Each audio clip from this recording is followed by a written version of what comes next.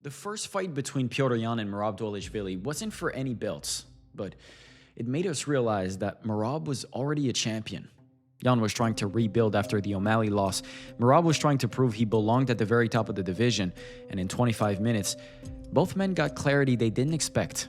Yan realized how different a fight feels when the other man never stops moving. Merab realized his style wasn't just effective, it could shut down one of the most technically polished fighters the division had ever seen. Now, the rematch happens under completely different circumstances. Merab is the champion, defending his title for the 4th time this year, pushing a championship pace we've never seen at bantamweight. The guy's a freak.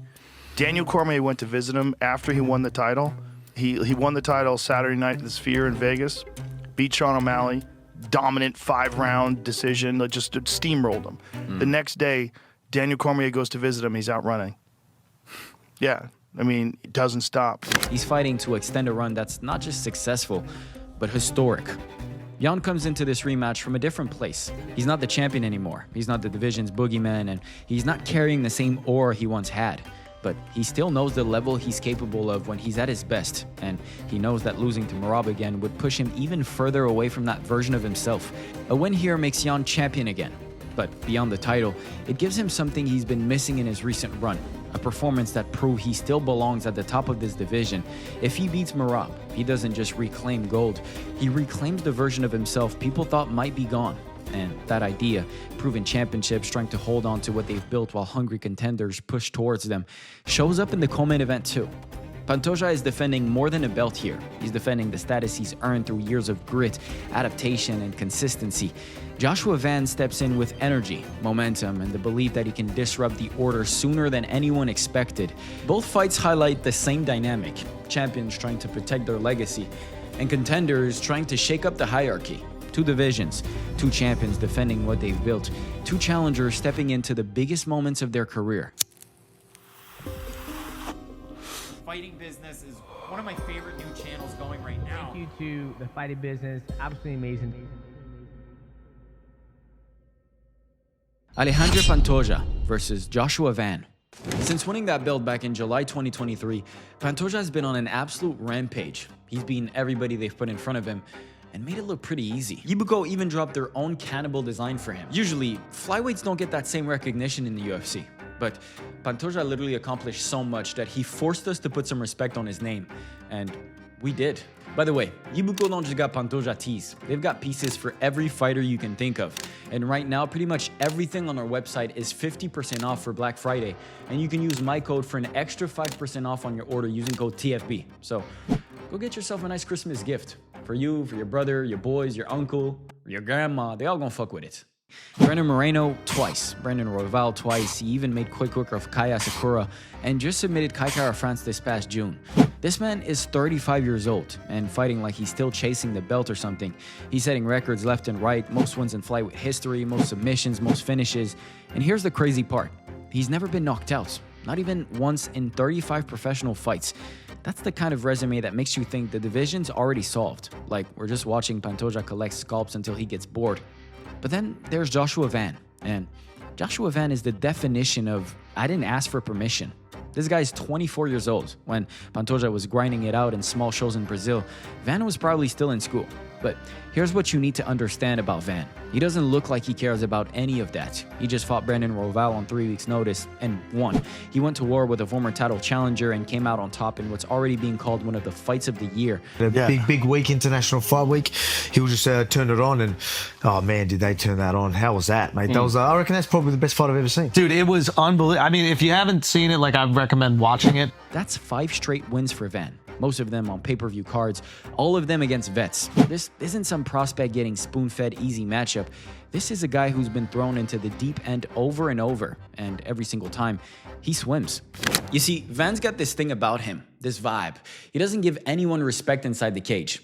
And interestingly enough, Pantoja respects it. For me, I think one of my top challenges in this division, right now, about everything, he's very young. The thing is, Pantoja's been through everything. Wars with Moreno, 5-round battles, championship pressure. He knows what it takes to win when the lights are the brightest. Van, He's only 24. He's never been 5-round, never felt that title fight weight. So what happens when youth and hunger run headfirst into experience and dominance? Honestly speaking, I think this one's closer than people realize. Everyone's looking at Pantoja's resume and thinking it's a lock, but I'm not sure. Van's got that reckless confidence that only shows up in fighters who haven't been broken yet. He's a great champion, but he ain't never fought Joshua Van. And sometimes, that's exactly what you need to dethrone a king. Does Pantoja's experience pull him through when the fight gets deep? Absolutely possible. But does Van catch him early with that young man's energy and just overwhelm him before experience even matters? That's the nightmare scenario for Pantoja. Merab Dvalishvili versus Petr Yan 2. If you watched their first fight back in March of 2023, you already know what kind of chaos this could be. Merab walked into the fight as the underdog. Yan was the former champion, the guy with the crisp boxing and the killer instinct. Everyone expected a war. What they got instead was a masterclass in drowning 101. And then Petr called me zero. Who's zero now? Who's zero? Merab attempted 49 takedowns. 49.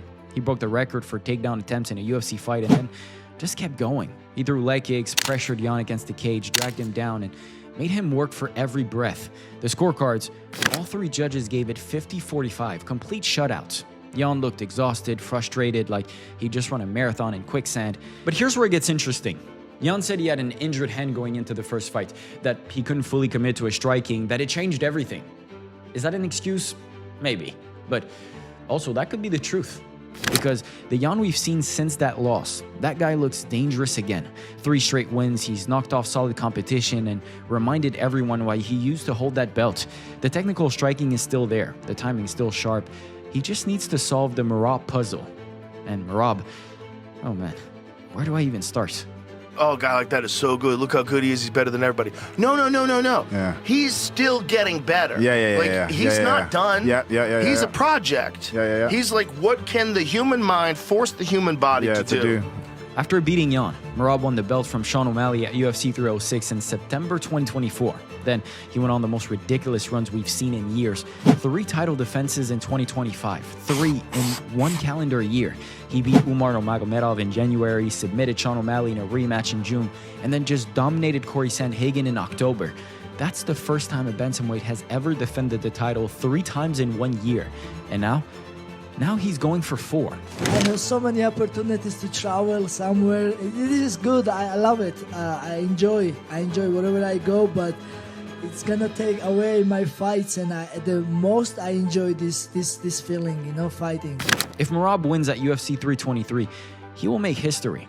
But it's not just about the stats. It's about what Merab represents. He's the guy who never stops. The machine, 14-fight win streak, over 100 takedowns landed in his UFC career. He breaks you with volume, with pace, with a cardio tank that seems scientifically impossible. And he's doing it with personality. The dude's goofy. He's dancing at press conferences, he's making TikToks and living his best life, while also being the most terrifying bantamweight in the world. But Petr Yan is now fully aware of the danger. Petr Yan knows what's coming. He's already lived through the storm once and knows the takedowns are coming. He knows the pace is going to be relentless. So the question isn't whether Yan's aware of the challenge, it's whether he can actually do anything about it.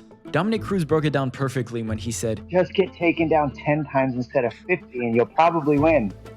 Think about that for a second. It's really that simple. Cut 40 takedowns off.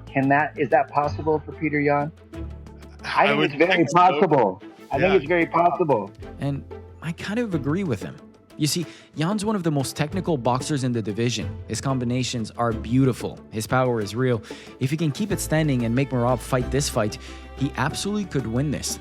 But that's a massive if. Because here's the other side of it.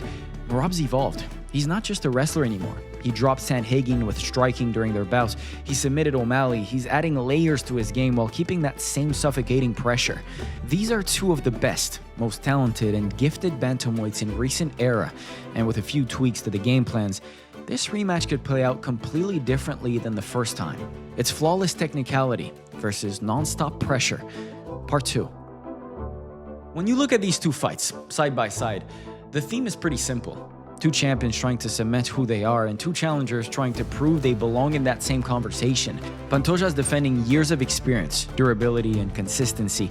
Van's bringing youth, momentum, and a confidence that doesn't seem to recognize limits. Did any part of you hope for a longer camp or more distance since the night you guys faced off? It's too much of a long camp, man. I was hoping like we could run on November's or something, or October's or something, you know. Merab's defending a historic run that's pushing him towards all-time status. He may literally be the greatest bantamweight we've ever seen. I think he is. Merab's the greatest. Yan's trying to show that the fighter he used to be is still in there, and that the first fight didn't define their rivalry forever. Both divisions are at a crossroads. Two belts on the line, two champions with everything to lose, two challengers with everything to gain. And by the end of UFC 323, we're going to find out whether these divisions continues to be shaped by the champions at the top, or if the landscape shifts in a way nobody expected.